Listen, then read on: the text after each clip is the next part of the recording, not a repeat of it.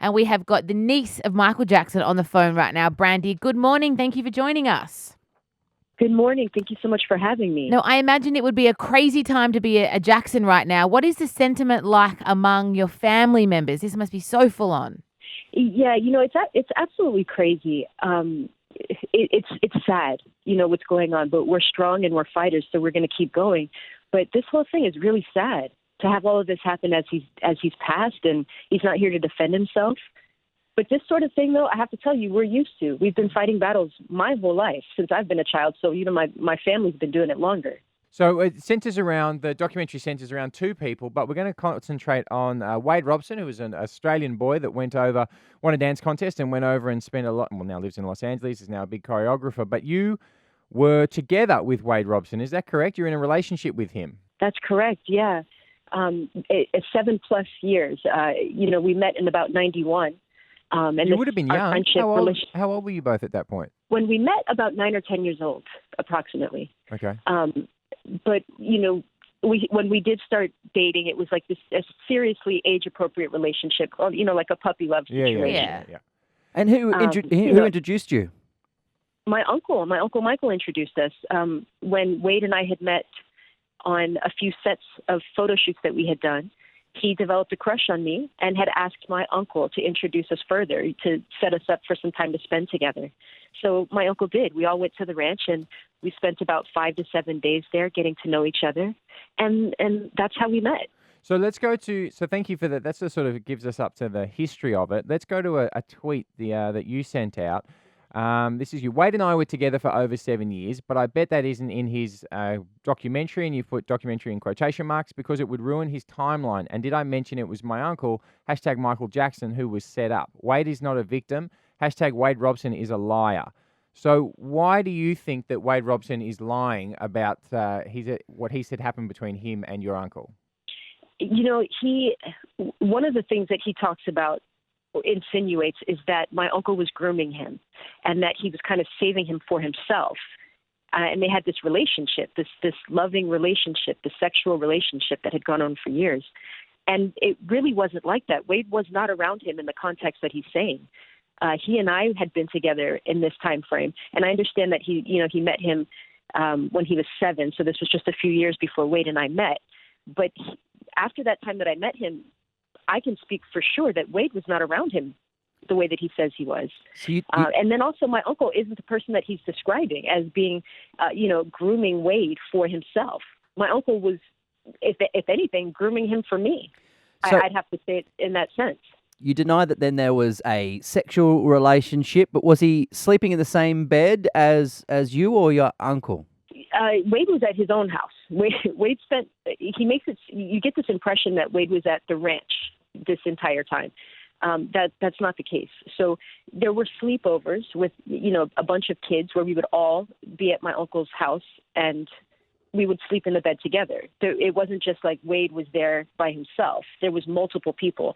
So he's got these stories that give you this really sinister image of what was taking place, but it really didn't happen that way. And that's why he doesn't mention me in this documentary, because it would kill everything he's trying to insinuate. But if there was something untoward going on and they were up to no good, you can imagine that would be hard to talk about, that they probably wouldn't talk about that. He wouldn't tell people about that. You can imagine it would have been happening in a quite a secretive manner, wouldn't it? To me, it's not surprising. If it happened, of course they wouldn't tell people. Of course. I don't expect that he would have come to verbally tell me that these things were happening. However, his behavior, and first of all, I'm going to talk about his behavior. It was very, very normal. We had a very normal relationship between the two of us. But the other thing that I need to stress to you is that, like I said, I spent a lot of time at Wade's house. He wasn't with my uncle. That wasn't the case. My uncle is a very busy man. On top of it, he was hardly even at his own home. He was constantly out of the country traveling. Wade was in Los Angeles working.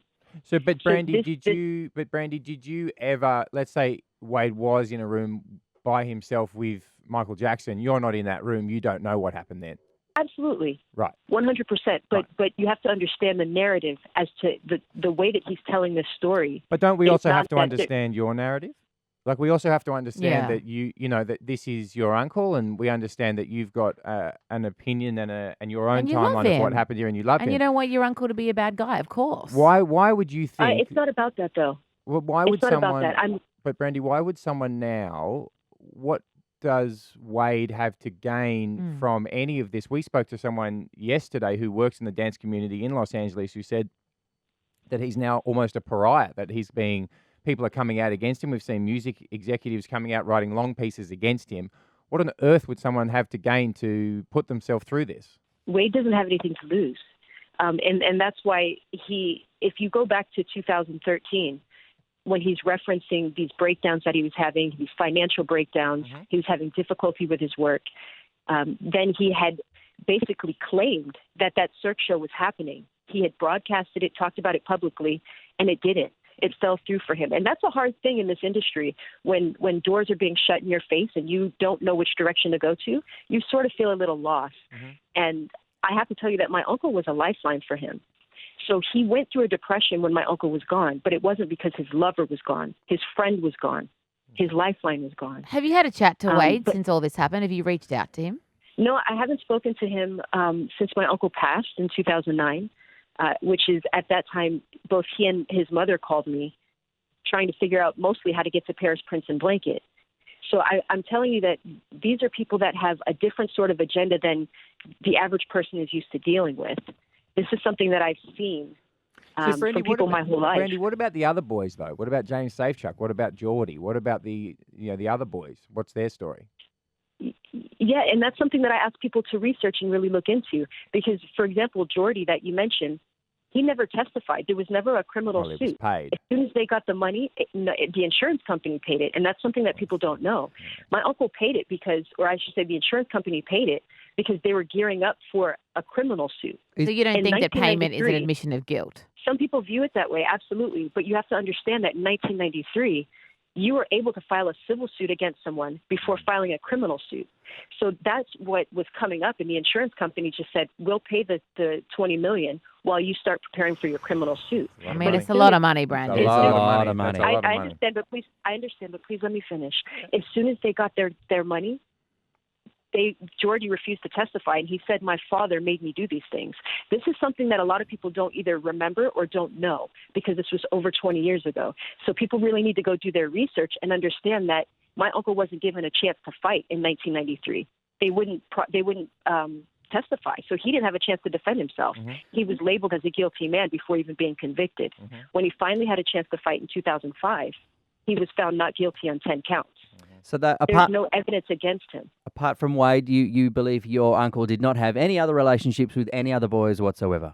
Absolutely, 100%. So- That's not my uncle. That's not who this man is. And I understand that people think he's weird and that he's different, but he's not a child molester. But can I just say, Brandi, it happens every time. Like, and I'm not saying he's guilty. I'm not trying to make you uncomfortable. But one thing we have to understand is no pedophile's family goes, I'm not surprised at all. He was always a creep. But this happens over and over again. I can't believe he did this. He wasn't this person around us. He was a loving Right, dad. that's He was true. a loving cousin. So, really, that argument doesn't. It's secretive of course, by nature. Yeah. Now, and I understand what you're saying, but here's the thing. The reason why I'm speaking out is because I do know Wade and his family, and I do know their motives. I have a very large family. You don't see my other cousins coming up and saying, my uncle was innocent, my uncle was innocent. Although they know he was, they understand that narrative of course, family's going to defend family. But I'm coming from a different place. Even if he wasn't my uncle, I know the people that are accusing him, and that's why I'm speaking out. It's not because he's my uncle and I don't want my uncle to be a bad guy. If he was guilty, I would sit back and shut up. I wouldn't have anything to say if I thought that he was. And But because I know him. as we're deciding ourselves whether we should continue to play Michael Jackson music or not on our station, as many stations are now banning his music around the world, what's your message to the world and Michael Jackson fans? To that I have to say, right now with social media, it has given people a voice to think that they are judge and jury.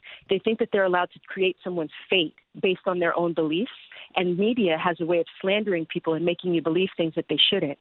So I really want people to understand that this man has fought his fights. He has been humiliated on more than one occasion. He did everything that he was supposed to within the eyes of the law. He was investigated for over 10 years. There's not one shred of evidence against him, and I think that needs to be respected.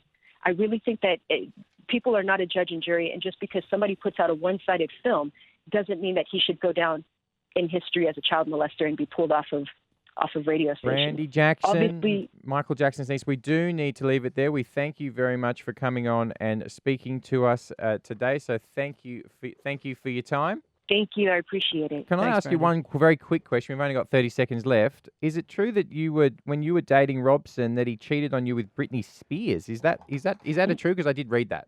That is 100% true. Well, there you go. Could be worse. What I a mean, story. If it's Britney, at least you kind of go, well. Brandi Brandy. Jackson, thank you for your time. Thank you. Take care. Bye-bye.